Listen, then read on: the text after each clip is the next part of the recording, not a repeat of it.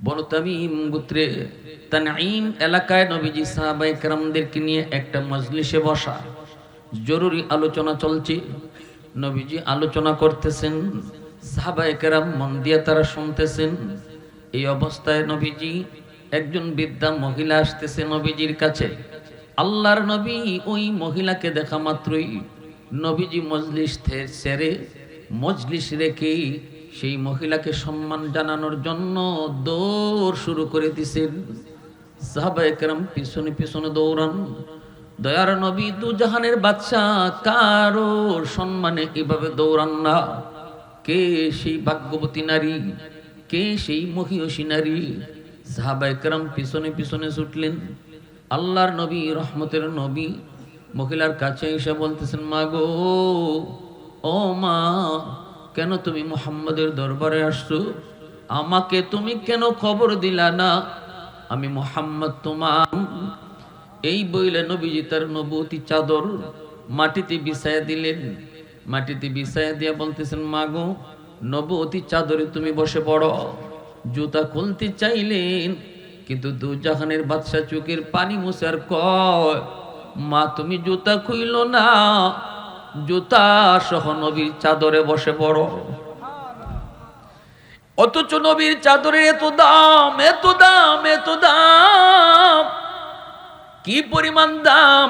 মোল্লা আলী কারি রহমতুল্লাহি আলাইহি মেরকাতের মধ্যে লিখেন, নবীজির দেহ মোবারকের সাথে যেই জিনিসটাই লাগে, এই জিনিসটাই অনেক দামি হয়ে যায়।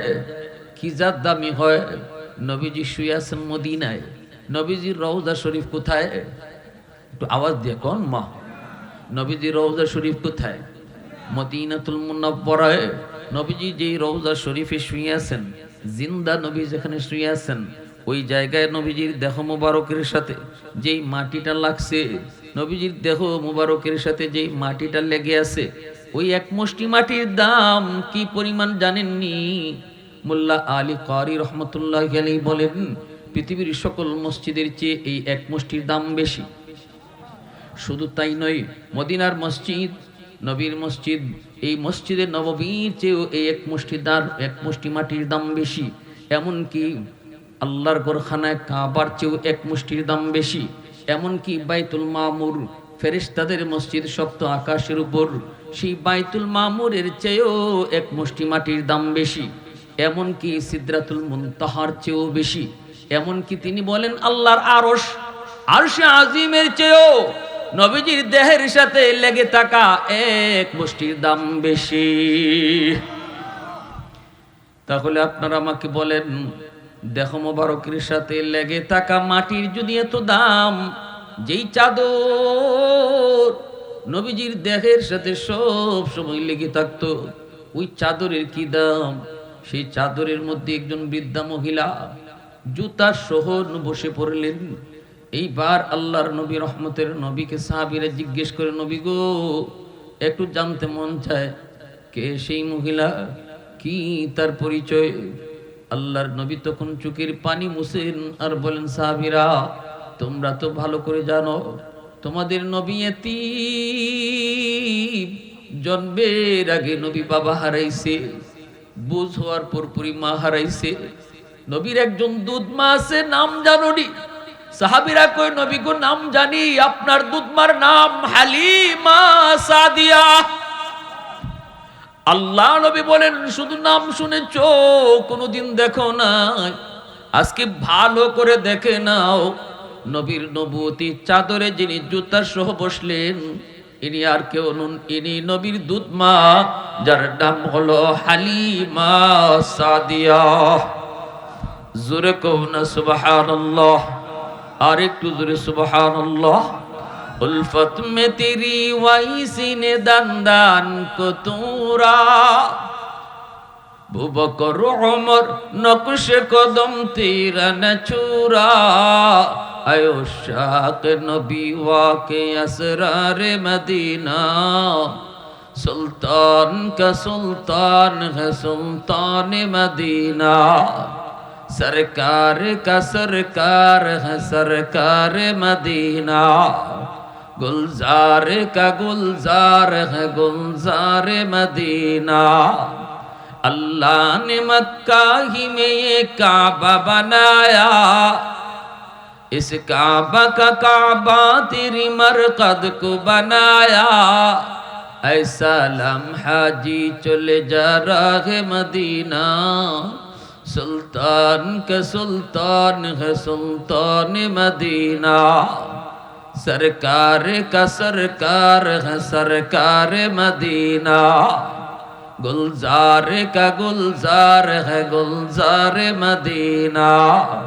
आवाज देखो अल्लाहु আকবার। আল্লাহর নবী দেখায় গেলেন উম্মতের দল, দুধমার খেদমত যদি, দুধমার সম্মান যদি আমি নবী এইভাবে করলাম, তাহলে নিজের মারে যদি আমি পাইতাম, কেমন তার খেদমত করতাম, কেমন সম্মানটা আমি নবী করতাম। এই মেসেজটা গোটা উম্মতকে নবী দেয়া গেছেন। আল্লাহু আকবার জোরে কও। এ যুবক, হয়তো তুমি আজ সন্তান, একটু দিল দিয়ে শোনো। পৃথিবীতে মা বাবা যাদের দুনিয়াতে জীবিত আছেন, একটু ভালো করে শুনে রেখো। এই মা বাবা তোমার জীবনের পাওয়ার হাউস, বাপ মা তোমার জীবনের পাওয়ার হাউস। এই যে লাইট এখানে জ্বলতেছে, এই লাইট কিন্তু জ্বলবে না, লাইট কিন্তু জ্বলবে না, বাতি জ্বলবে না যতক্ষণ পর্যন্ত পাওয়ার হাউস থেকে লাইন ওকে না করবা। ওকে করবা তো লাইট জ্বলবে। তোমার আমার জীবনে আল্লাহ পাক লাইট লাগাই দিছেন, কিন্তু জ্বালাই দেন নাই। আল্লাহ বলেন, মা বাবা তোমার জীবনের পাওয়ার হাউস, মা বাবা থেকে তুমি লাইন ওকে করো, বাপ মার দোয়া নিয়ে চলো, তাহলে জিন্দেগির বাতি জ্বালায়া দিমু আমি আল্লাহ। ব্যবসায় তুমি বরকত পাও না, চাকুরিতে তুমি ভালো চাকুরি পাও না, বিদেশে তুমি কোন লাইন গার্ড পাও না, না না, তোমার যেন সব জায়গায় সমস্যা।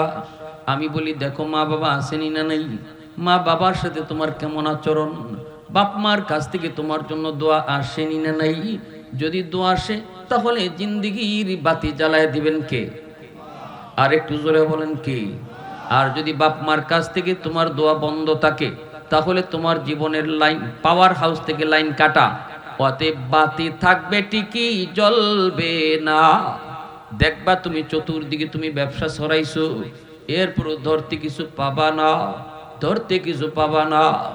এজন্য বলে দিই যুবক, একটু দিলটা নরম করে কথাগুলি বুঝো, কোন জায়গায় আমাদের গন্ডগোল।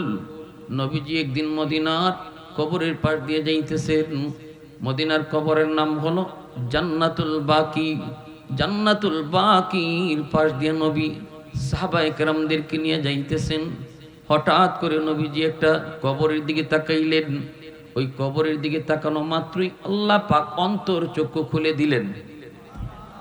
নবীজি দেখতেছেন কবরের ভিতরে একটা যুবক জাহান্নামের আগুনে জ্বলতেছে, সাপের কামড় খাইতেছে, আর মা মা করে চিৎকার করে কাঁদতেছে। নবীজি দেখতেছেন, সাহাবীরা দেখেন না। আল্লাহর নবী বলতেছেন, সাহাবীরা, আমি তো রহমতের নবী, উম্মতের কান্ডারি নবী, আমি কেমন করে চলে যাই? ওই যুবকের জন্য আমি একটু সুপারিশ করব, তোমরা আমার সাথে একটু আমিন আমিন তোমরা বইল। সাহাবায়ে কেরাম হাত উঠাইলেন। নবীজি হাত উঠে বলতেছেন, মালিক, তোমার দরবারে সুপারিশ করি। তুমি তো আমাকে রহমতের নবী বলেছ, রহমতের নবী কবরের পাশ দিয়ে চলে যাবে, আর কবরের ভিতরে আযাব হবে, হয় না মালিক, হয় না। তুমি আযাবটা বন্ধ করো। কিন্তু যুবকের আযাব বন্ধ হয় না। নবী আবার হাত উঠান, সাহাবায়ে কেরাম আবারও আমিন বলেন, কিন্তু যুবকের আযাব বন্ধ হয় না। আবারও রাসূল হাত উঠাইলেন। তিনবার নবী হাত উঠান, একবারও দোয়া কবুল হয় না। সাহাবায়ে কেরাম আমিন কোন। নবীজি অবাক হয়ে আল্লাহর কাছে জিজ্ঞেস করে, মালিক, আমি কি কোনো ভুল করেছি? আমি কি তোমাকে নারাজ করেছি? আমার এই হাতের দাম কি তোমার দরবারে কমে গেল? এই হাত তো এমন হাত, যে হাত চাইতে দেরি তোমার কাছে কবুল হতে দেরি হয় না। আল্লাহ, কি এমন অপরাধ? নবীজির হাতের কি পরিমাণ দাম?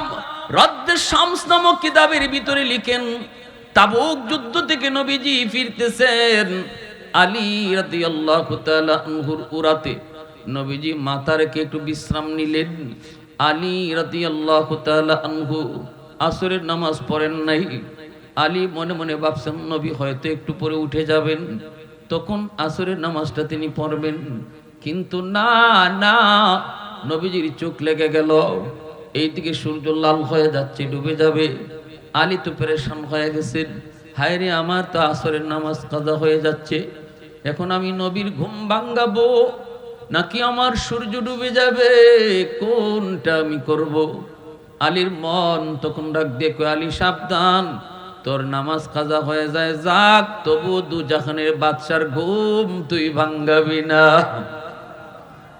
দু জাহানের বাদশার ঘুম ভাঙ্গাবি না রে আলী, রহমতের নবীর ঘুম ভাঙ্গাবি না, প্রয়োজনে নামাজ কাজা হয়ে যায়, হয়ে যাক। আলী আর নবীকে ডাক দিলেন না। এইদিকে সূর্য ডুবে গেল, নবীজির ঘুম ভাঙলো। নবীজি ঘুম ভেঙে আলীর চেহারার দিকে তাকায় দেখেন আলী বড় পেরেশান।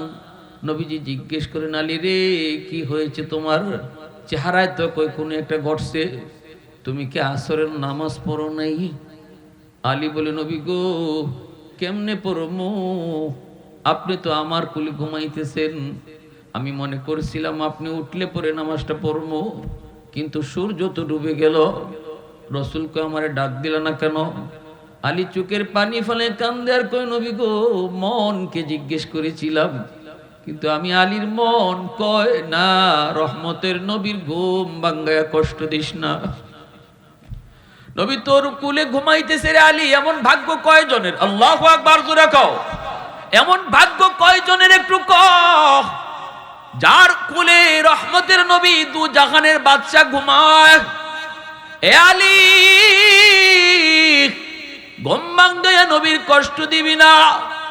সাথে সাথে দয়ার নবী আমার আপনার নবী হাত উঠাই দিছেন আল্লাহর দরবারে, হাত উঠে বলতেছেন, মালিক ও মালিক, আমার আলী আজকে আসরের নামাজ পড়তে পারে নাই, নিজের কোনো দোষে নয়, তোমার বন্ধুর আরামের জন্য সে নামাজ কাজা হইছে।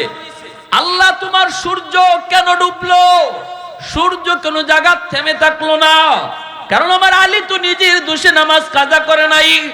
ও মালিক, আমার হাত তোমার দরবারে উঠাইলাম, এ হাতের যদি দাম তোমার দরবারে বিন্দু পরিমাণও থাকে, ডুবন্ত সূর্য আবার তুমি আকাশে উঠাও, তোমার ডুবন্ত সূর্য আবার আকাশে উঠাও, আমার আলী টাইম মতো নামাজ পড়বো, আমার আলী টাইম মতো নামাজ পড়বো। রদ্দ শামস নামক কিতাবের ভিতরে লিখেন, নবীজির হাত উপরে থাকতে থাকতে আল্লাহ পাক ডুবন্ত সূর্য আবার আকাশে উঠায় দিলেন। মুসলমানের আওয়াজে বলি আল্লাহু আকবার, আরো জোরে বলি আল্লাহু আকবার। এত দামি হাত, এত দামি হাত, তিনবার নবী হাত উঠাইলেন, যুবকের আযাব বন্ধ হয় না। এইবার রাসূল জানতে চান, মালিক আমার হাতের দাম কি কমে গেল? আল্লাহ কয়, না বন্ধু, গন্ডগোল অন্য জায়গায়। এই যুবকের মা এখনো দুনিয়ায় জীবিত, মারে অনেক কষ্ট দিত, মারে জ্বালাতন করত, মার গায়ে হাত পর্যন্ত উঠেছে, মার পিঠের মধ্যে এখনো মাইরের দাগ আছে বন্ধু। মরণের সময়টাতে মায় তারে মাপ দিছে না।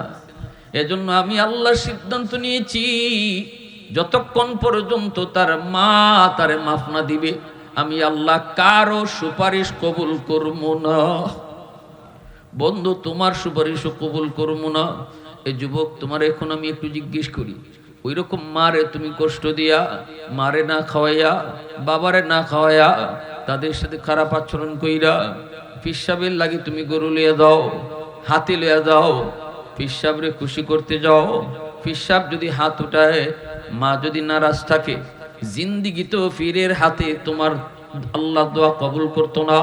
কারণ নবীর চেয়ে বড় সুপারিশকারী আর কেউ, যেখানে রহমতের নবীর সুপারিশটা আল্লাহ ফিরে দেয়, মায় মাফ না করলে, বাবায় মাফ না করলে আল্লাহ মাফ দেয় না। সেখানে তুমি যদি মনে করো বাপ মারে না খাওয়াইয়া ফিসাবরে খাওয়াইব আমি জান্নাত পেয়ে যাইমু, অসম্ভব। মনে রেখো, তাম দুনিয়ার সব মানুষ যদি তোমার উপর খুশি থাকে আর বাপ মা যদি খুশি না থাকে, আল্লাহর রাসূল বলেন রিদার রাব্বি ফি রিদাল ওয়ালিদাইন ওয়া সাকাতুর রাব্বি ফি সাকাতিল ওয়ালিদাইন। রাসূল বলে বাপ মা যদি খুশি থাকে আল্লাহ খুশি, বাপ মা যদি নারাজ থাকে আল্লাহ নারাজ। এইবার দুনিয়ার সব মানুষ তোমার উপরে খুশি, বাপ মা নারাজ, আল্লাহ বলে আমিও নারাজ। অতএব সাবধান, খুশি রাখতে হবে বাপ মারে। আর বাপ মারে খুশি করতে একালে কমলা খাওয়াইলি মা বাবা খুশি। কমলাটা নিয়ে শুধু সন্তানের হাতে তুমি দিও না, দেও মার হাতে, দেও নিয়া বাবার হাতে। এই কমলা কিন্তু রে যুবক, তোমার মা তোমার বাবা তোমার সন্তানরেই আগে খাওয়াবে, নিজেরা আগে খাবে না। কিন্তু মার হাতে আগে দেওয়ার কারণে, বাবার হাতে নিয়ে দেওয়ার কারণে বাবার দিল খুশি, মার দিল খুশি। আল্লাহ তার বন্ধুরে কয়, বন্ধু জানায় দাও সে তার মারে শুধু খুশি করে নাই, আমি আসমানের মালিক রে খুশি করে নিছে।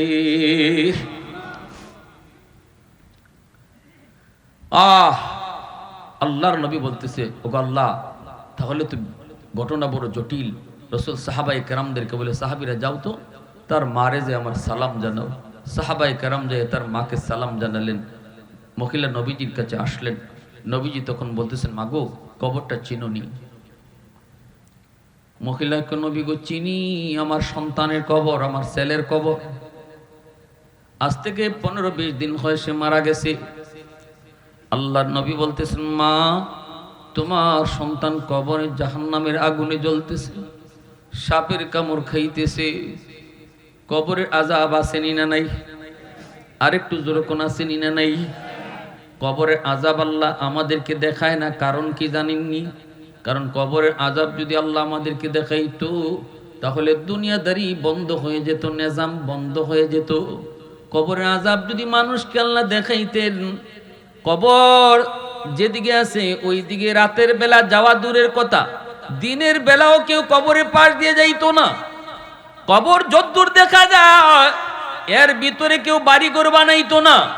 কবরে আযাব যদি আল্লাহ মানুষকে দেখাইতেন, সন্তান দুনিয়াদারি করতে পারতো না। যখন সে দেখতো তার মা আগুনে ফুরতেছে, বাবা আগুনে ফুরতেছে, তখন এই ছেলের ব্যবসা করা সম্ভব না, এই ছেলের খাওয়া সম্ভব না, এই ছেলে মেয়ের জন্য ঘুমানো সম্ভব না, দুনিয়াদারি বন্ধ হয়ে যেত। এজন্য আল্লাহ পাক কবরের আযাব মানুষের চোখের আড়াল করে রাখছেন, মানুষের চোখের আড়াল করে রাখছেন। কিন্তু নবীর আল্লাহ দেখাইছেন। আল্লাহ নবী বলতেছেন, মা গো তোমার ছেলে তো কবরের ভিতরে আযাব ভোগ করে, আমি তো আল্লাহর কাছে 3 বার হাত উঠাইছি, 1 বার নয়, 2 বার নয়, 3 বার। আল্লাহ 3 বারই আমার হাত ফিরিয়ে দিছেন। আল্লাহ বলতেছেন, বন্ধু তোমার হাতের দাম কমে নাই, তার মার কলিজায় ব্যথা। যতক্ষণ পর্যন্ত মায়ে মাফ না দিব আমি আল্লাহ তারে মাফ দিব না। মা গো আমি নবী তোমার কাছে সুপারিশ করি গো মা, দয়া করে তুমি তারে মাফ করে দাও। 10 মাস 10 দিন পেটে নিয়েছো, কত কষ্ট তুমি নিজে স্বীকার করেছো। সন্তানের এই কষ্ট আমি নিজের চোখে দেখতেছি গো মা, দয়া করে তুমি তারা মাফ করো, নইলে আল্লাহ তার কবরের আযাব মাফ দিবেন না। মহিলার সাথে সাথে মাথাটা নিচের দিকে দিয়ে চোখের পানি ধরায় ধরায় কাঁদতেছি।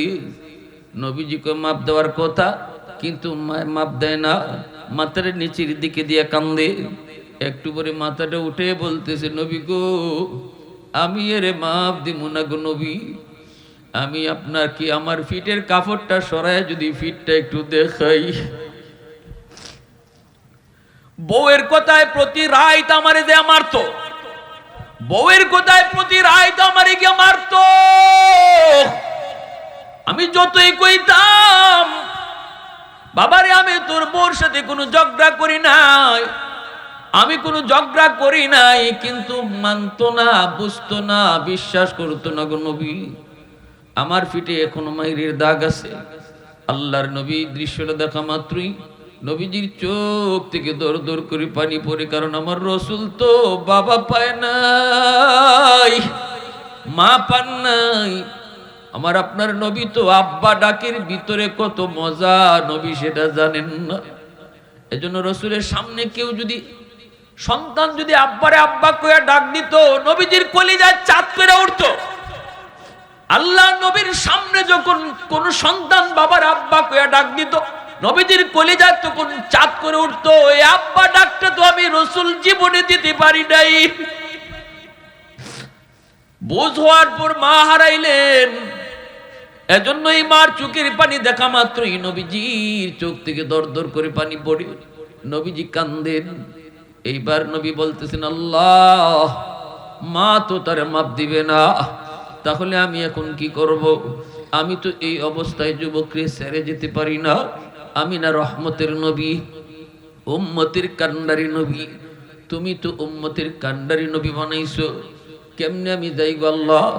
মা তো মাপ দেয় না, মার দিলটা তো শক্ত হয়ে গেছে। এবার রসুল আল্লাহর কাছে একটা আবদার করেন, মালিক একটা আবদার করি, এটা তুমি কবুল কইরো। আল্লাহ কই, কি কও? ও মালিক, আমার মন বলে কবরের আযাবের দৃশ্যটা আমাকে তুমি যেইভাবে দেখাইছো, এইভাবে তুমি তার মারও দেখায় দাও। ও মালিক, আমার মন বলে মা যদি নিজের চোখে সন্তানের বিপদ, সন্তানের আগুনে পোড়ার দৃশ্য দেখে, তাহলে মনে হয় মার দিল নরম হয়ে যাবে। আল্লাহ, আমার এই আবদারটা তুমি একটু পূরণ করবানি। আল্লাহ কই, বন্ধু, এটা কবুল করলাম। সাথে সাথে কবরের আযাবের দৃশ্যটা আল্লাহ পাক নবীর এতক্ষণ যেভাবে দেখাইছেন, এইভাবে তার মার চোখের সামনে আল্লাহ ভাসায় দিলেন। পর্দাগুলি আল্লাহ সরায় দিলেন, কুদরতি পর্দাগুলি আল্লাহ সরায় দিলেন। মা নিজের চোখে দেখতেছে কবরের আগুনে পোড়ার দৃশ্য, আর মা মা কয়া চিৎকার করার আওয়াজ। যেই মাত্র মা আওয়াজটা কানে এসে ঢুকলো, সাথে সাথে মার দিল নরম হয়ে গেছে। চিৎকার দেয়া কই, নবী গো, ওগো নবীজি, আমি বুঝতে পারি নাই গো নবী, আমি আমার সন্তানরে মাফ করে দিছি। মায় মাফ করতে দেরি হয়েছে, আযাব বন্ধ হতে দেরি হয় নাই। আওয়াজ দেয়া কও সুবহানাল্লাহ। পৃথিবীতে মায়ের মতো আপন কেউ হবে না, পৃথিবীতে মায়ের মতো আপন কেউ হবে না। তোমরা কোনোদিনও মায়েরই মনেতে কষ্ট দিও না, তোমরা কোনোদিনও মায়েরই মনেতে কষ্ট দিও না। কত পাপী এমন আছে মাকে কষ্ট দেয়, মায়ের মনে কষ্ট দিয়ে অভিশাপ নেয়। মায়ের মনে কষ্ট দিলে খোদা যে সহে না, মায়ের মনে কষ্ট দিলে খোদা যে সহে না। তোমরা কোনোদিনও বাবারই মনেতে কষ্ট দিও না, তোমরা কোনোদিনও বাবারই মনেতে কষ্ট দিও না। পৃথিবীতে বাবার মতো আপন কেউ হবে না, পৃথিবীতে মায়ের মতো আপন কেউ হবে না। তোমরা কোনোদিনও মায়েরই মনেতে কষ্ট দিও না। 10 মাস 10 দিন পেটে রেখে মা জননী তোমায় আমায় দেখায় আছে এই ধরনী। সে কথা কি বন্ধু তোমার মনেতে পড়ে না, সে কথা কি বন্ধু তোমার মনেতে পড়ে না।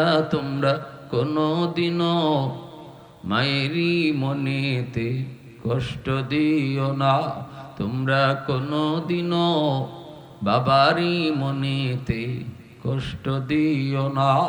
মুসলমানের আওয়াজ দেখো আল্লাহু আকবার, আর একটু জোরে কো আল্লাহু আকবার।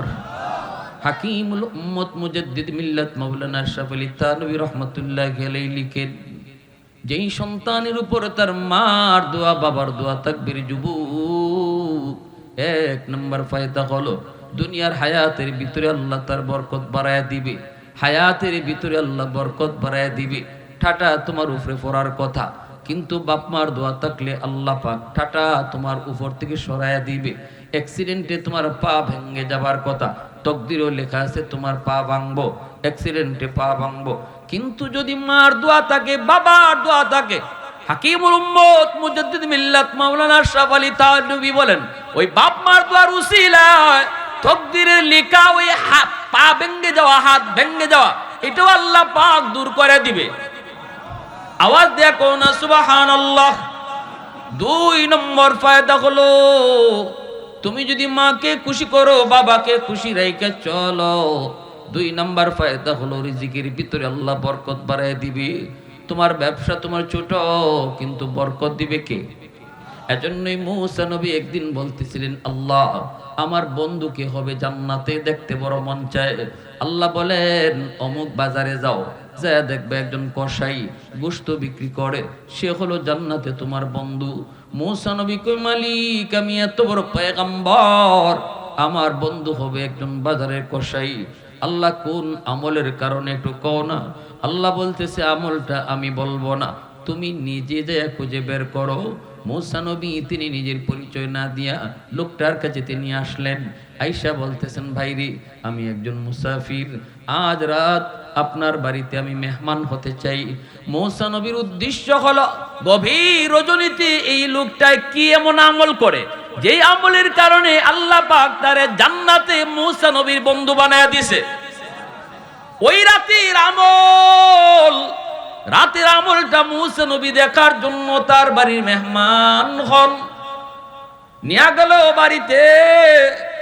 এইবার মুসা নবী দেখতেছেন লোকটা বাড়িতে ঢুইকা বিবির রুমেও আগে ঢুকলো না, সন্তানের রুমেও আগে ঢুকলো না। যেই রুমটার মধ্যে তার মা ঘুমায় ওই রুমটার মধ্যে সে আগে যায় ঢুকলো। বুড়া মা বিছানার মধ্যে পড়ে আছে, যুবক কবুতরের বাচ্চার মতো হয়ে গেছে। মা কুলে উঠাইয়া হাতের মধ্যে যে হালুয়া ছিল, ওই হালুয়াটা নিজের হাতে মারে তুলায় তুলায় খাওয়াইতেছে। এক কুলের মধ্যে মা দুধের বাচ্চাকে যেইভাবে মা কুলে তুলায় খাওয়ায়, এইভাবে আজকে ওই কসাই মানুষটা, ওই যুবক মাকে নিজের কুলের মধ্যে লইয়া শিশু বাচ্চার মতো তুলায় তুলায় খাওয়াইতেছে। মুসা নবী দৃশ্যটা দেখলেন, আর দেখতেছেন তার ছোট 2টা অবুঝ বাচ্চা। বাবা এত বড় নবীর সাথে জান্নাতে আমি থাকবো, এই দোয়া আমায় করে, কিন্তু আমি বুঝি না মা কেন এই দোয়াটা করে, আমার বুঝে আসে না এটা কেমনে কবুল কবি। এই কথা বলতেই মুসা নবী তখন চোখের পানিটা সাইরা ডাক দিয়া তারে টান দিয়ে বুকের সাথে বুক মিলে কান্না শুরু করলেন। মুসা নবী কান্দের কই, ভাইয়া আমার বুকে আয়, তোমার মার দ্বিতীয় দোয়াটাও কবুল হয়ে গেছে। আমি হলাম বনি ইসরাইলের নবী মুসা। আল্লাহু আকবার, জোরে কও। আমি হলাম মুসা নবী। আমি আল্লাহর কাছে জিজ্ঞেস করেছিলাম, মালিক জান্নাতে আমার বন্ধু কে হবে? আল্লাহ আমাকে তোমার ঠিকানায় পাঠিয়ে দিছে। আমি বলেছিলাম, মালিক আমলটা কি? আল্লাহ কই, তুমি খুঁজে যেয়ে বের করো। আমি তো মনে করেছি রাতের আধারে তুমি কোনো আমল করো, এখন তো আমি পেয়ে গেছি রে ভাই, জান্নাতে তুমি আমার বন্ধু হইছো। তোমার আমল হলো তুমি তোমার মার দোয়া পাইছো। এজন্যই রাসূল বলেছেন, সালাসাতুন দাওয়াতুম মুস্তাজাবাতুন লা শাক্কা ফি, দাওয়াতুল মাজলুম ওয়া দাওয়াতুল মুসাফির ওয়া দাওয়াতুল ওয়ালিদ আলা ওয়ালাদিহি। রাসূল বলেন, জানোনি 3 ব্যক্তির দোয়া বদদোয়া সরাসরি আল্লাহর দরবারে কবুল। একজন হলো মাজলুম, আরেকজন হলো মুসাফির, আরেকজন হলো বাপ মা। এই 3 ব্যক্তির দোয়া বদদোয়া দুটোটাই আল্লাহর দরবারে সরাসরি কবুল হয়ে যায়। বাপ মায়ের দোয়া করলেও কবুল হয়, বাপ মায়ের বদদোয়া দিলেও সাথে সাথে কবুল হয়ে যায়।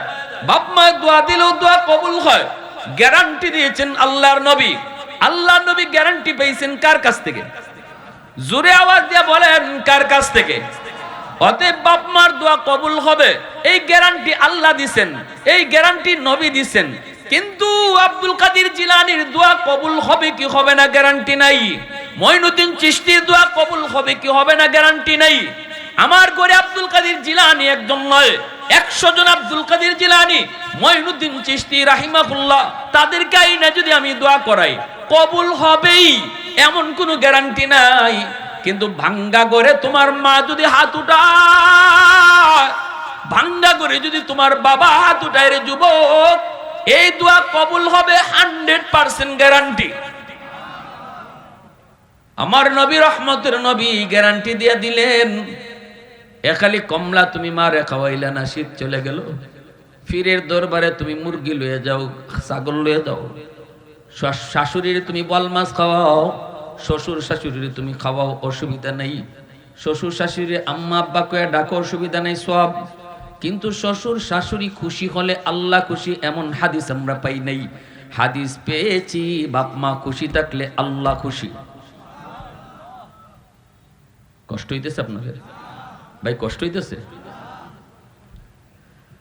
ভাইরা আমার? জন্য বলতেছিলাম যুবক, ভালো করে মনে রাখো, বদ্ধ যেমন কবুল, দোয়াও তেমন কবুল। আবার যে দুর্বল মানুষ সমাজের ভিতরে, এদের দোয়া বদ্ধ দুটোই কবুল। সমাজের মধ্যে এক শ্রেণীর মানুষ আছে সবল, আর এক শ্রেণীর মানুষ আছে দুর্বল। যাদের শক্তি কম, গোষ্ঠী কম, পাওয়ার কম, টাকার জোর কম, ওই দুর্বল মানুষের উপরে যদি তুমি সবল মানুষ কখনো জুলুম করো, অন্যায় করো, অত্যাচার করো, কথা দিয়ে হোক, হাত দিয়ে হোক, জমি দখল করে হোক, ওই দুর্বল মানুষটা যদি দুনিয়ার কোনো আদালতে বিচার না দেয়, বিচার তো দিবেই না, কারণ বিচার সে পাবে না। চেয়ারম্যানের কাছে যায় না, কারণ চেয়ারম্যান তোমার লোক। মেম্বারের কাছে যায় না, মেম্বারও তোমার লোক। এমপির কাছে যায় না, কারণ এমপির কাছে গেলেও বিচার পাবে না, এমপিও তোমার পকেটের লোক, ঠিক না? রাসূল বলেন, ওই দুর্বল মানুষটা যখন আল্লাহর আদালতে বিচার বসায়, ডাক দিয়া কয়, মালিক, দুনিয়ার কোনো আদালতে বিচার দিলাম না, আল্লাহ তোমার আদালতে বিচার দিলাম। রাসূল বলেন, ওই দুর্বলের আহ কইয়া যে মামলা দিছে, ওই মামলাটা আল্লাহর আদালতের ফাইলে গিয়া নগদ জমা হয়ে যায়। নগদ জমা হয়, মাঝখানে কোনো বাধা থাকে না। ইত্তাকি দাওয়াতাল মাজলুম। রাসূল বলে, মাজলুমের বদদুয়া থেকে বাইচা থাইকো, দুর্বলের আহাজারি থেকে বাইচো। বুদ্ধিমান কখনো দুর্বলের আহাজারি লইয়া কবরে যায় না রে যুবক। যদি তুমি কখনো এমন কইরা থাকো, মরণের আগে আগে মাপ চেয়ে নিও, কারণ ওই দুর্বল মানুষটার মামলা বড় জটিল, বড় খতরনাক। সমাজে যেই মানুষটার হক নষ্ট করেছ, মরণের আগে আগে তার হকটা ফিরে দিও। কথা দিয়ে কষ্ট দিছো, হাত দিয়ে কষ্ট দিছো, টাকা পয়সা মাইরে তারে কষ্ট দিছো, যদি ফারো তার হক ফিরে দাও, না পারলে যে ভাই ফারো তার কাছ থেকে মাফ নিয়ে কবরে যাও। নতুবা কবরে যাবা, তোমার জিন্দিগির নামাজ, তোমার জিন্দিগির রোজা, তোমার জিন্দিগির হজ, তোমার জিন্দিগির উমরা, তোমার জিন্দিগির সকল লক্ষ লক্ষ দান সদকা কোনোটাই তোমার জান্নাতে নিতে পারবে না, যদি মানুষের কোনো মামলা তোমার বিরুদ্ধে আল্লাহর আদালতে থাকে। এটার নামই হলো হকুল ইবাদ। এক ওয়াক্ত নামাজ তোমার কাজা হয়েছে, আল্লাহ চাইলে মাফ করে দিবে। কিন্তু কারো দুইটা টেকা মাইরা খাইছো, এটার মাফ জোরে কোন, জোরে কোন? কারণ সম্পদ মাইরা খাইছো, চিটারি করে, বাটপারি করে, ঠকাইয়া। হে জানেই না তুমি যে তারে ঠকাইছো, হে জানেই না, হাসরের মাঠে আল্লাহ জানাই দিব। অটো জানি লইব, দুনিয়াতে জানে না তুমি যে তারে ঠকাইছো, তবু হাসরের মাঠে হে জানিয়ে লইব, এটা তার মনে হয়ে যাব। তখন আল্লাহ এরে জান্নাতে ফরে দাও, নামাজ লিয়ে ফরে জান্নাতে যাক, আমার তো একটা মামলা আছে, এই মামলার রায় ডিসমিস করো। তখন আল্লাহ বলবে, বান্দা কথা তো ঠিক, এই বিষয় তো আমার না, এটা ওর বিষয়, ওর সাথে আগে ডিসমিস কর, এরপরে তুই তোর নামাজ লিয়ে জান্নাতে যাবি। ওই সময় মানুষটার কাছ থেকে মাপ নেওয়ার জন্য দুনিয়ার 100 বিঘা জমি দিল লাভ হইতো না, কারণ হাসরের মাঠে জমি জমা চলে, পাউন্ড পাউন্ড চলেনি, লন্ডনের টাকা, আমেরিকার ডলার, কিচ্ছু চলবে না, চলে শুধু নেক আমল, ঠিক না? দুনিয়াতে আল্লাহ নজির রাখছে, দুনিয়াতেই এক জায়গার টেকা আরেক জায়গায় চলে না। বাংলাদেশের টেকা ভারতে চলে না, ভারতে চলে, পাকিস্তানে চলে না, ঠিক না?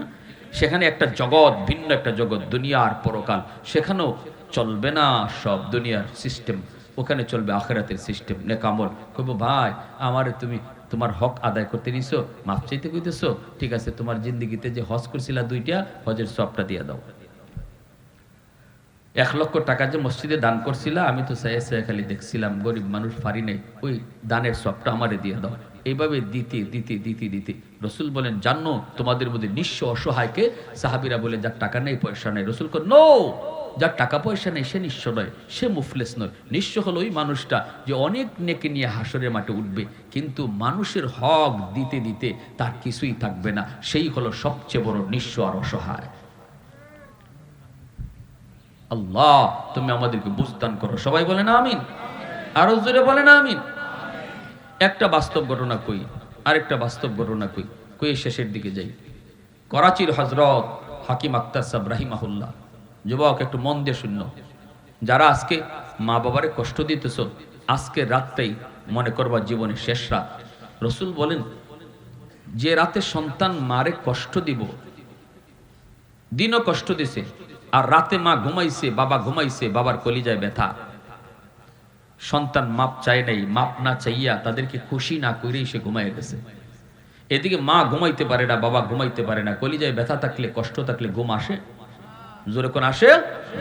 কারণ সন্তান আঘাত দিছে, কঠিন আঘাত দিয়ে কইছে, এমন কথা কইয়া, এমন কথা কইছে, বাপরে কলিজায় লাগছে। এই লাগা কথাটা, বাবা সহজে ঘুম আসবে না, মারও ঘুম আসবে না, তখন ওই বুড়া বুড়ি একজন আরেকজনকে সান্ত্বনা দেয়, আমরা আর কয়দিন বাঁচবো, বাদ দেও খাইন্দ না, আমরা আর কয়দিন বাঁচবো, এই তো দুনিয়ার হায়াত শেষ, এখন তো তাদেরই জীবন। স্বামী স্ত্রীরে বুঝায় আর স্ত্রী স্বামীরে বুঝায়।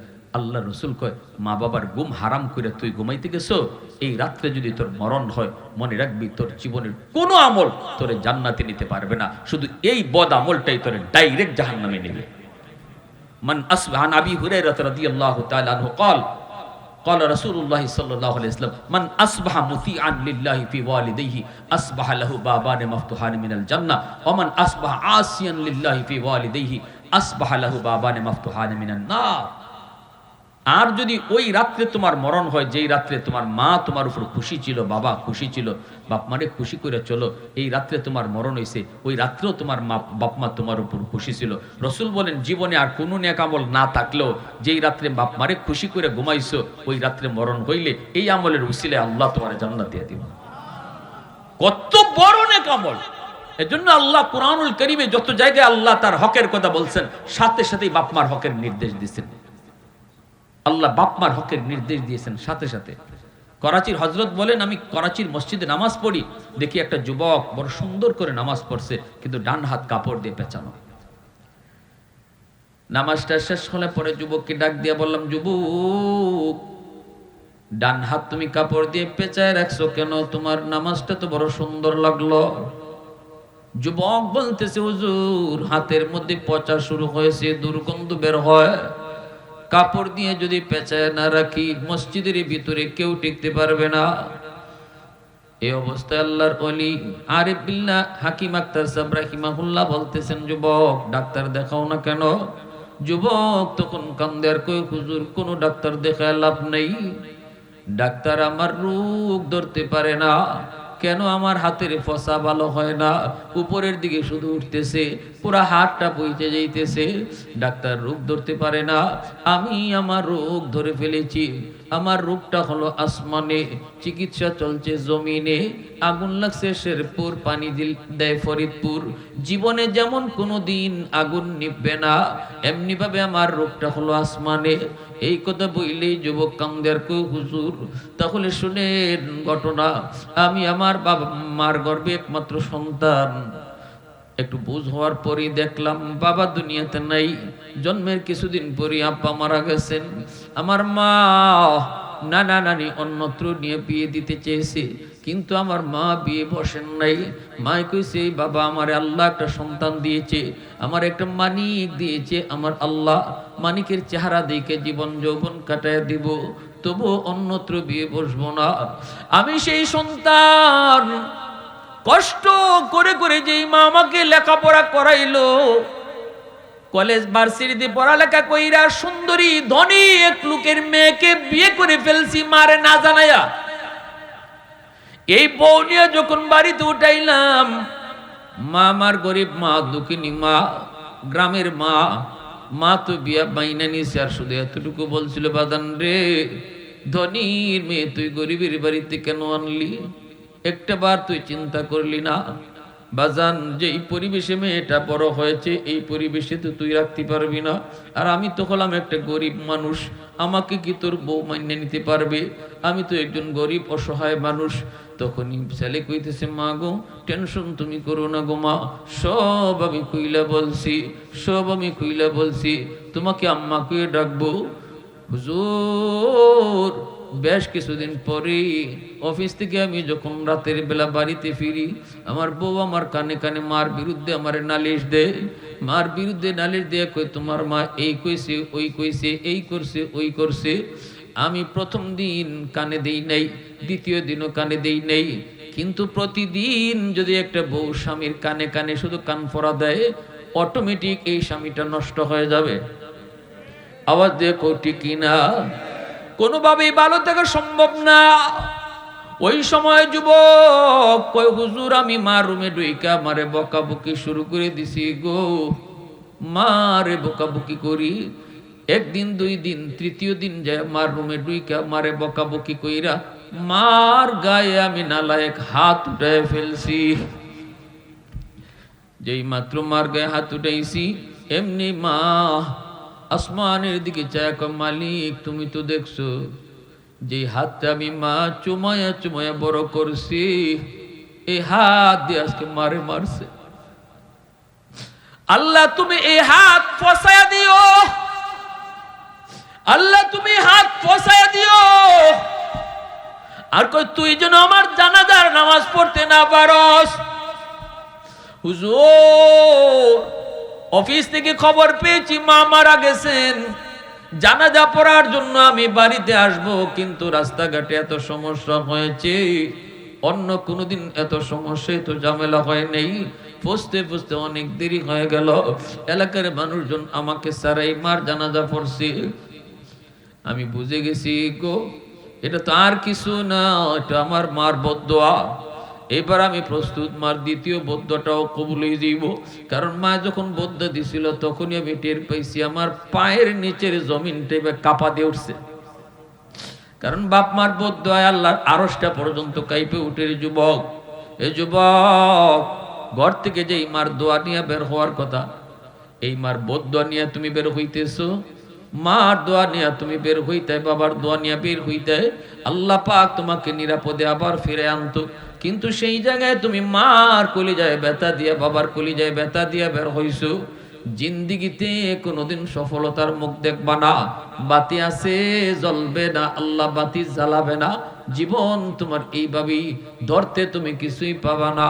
ওই যুবক তখন কই, কিছুদিন পরেই দিকে আমার হাতের মধ্যে একটা ফোড়া দেখা দিছে। ফোড়া, এই ফোড়া থেকে পচন শুরু হয়েছে, এই ফসা শুধু উপরের দিকে উঠতেছে।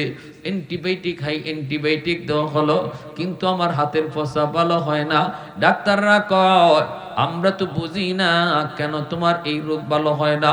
আমি কান্দি আর বলতেছি, ডাক্তার আমি আমার রোগ ধরে ফেলেছি, এই ফসল আমার মার বদদোয়া। এখন ওই দুর্গন্ধে আমার সুন্দরী বউ, যেই বউয়ের কারণে মার গায়ে হাত উঠাইছি, সেই বউটাও আমাকে ফেলায় বাপের বাড়ি চলে গেছি।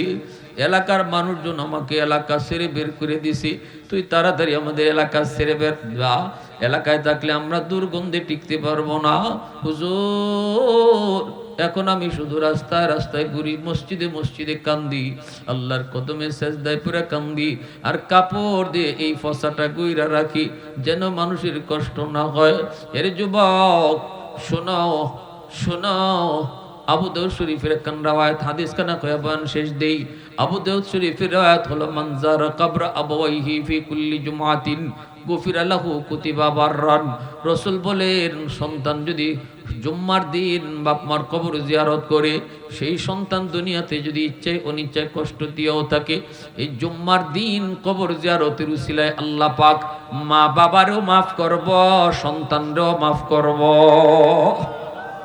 জুম্মার দিন কবর জিয়ারত করার ইচ্ছা এবং পাক্কা ইরাদার নিয়ত কার কার আছে? হাত উঠে আল্লাহকে দেখা। আল্লাহ তুমি কবুল করো। সবাই বলেন আমিন, আরো জোরে বলেন আমিন।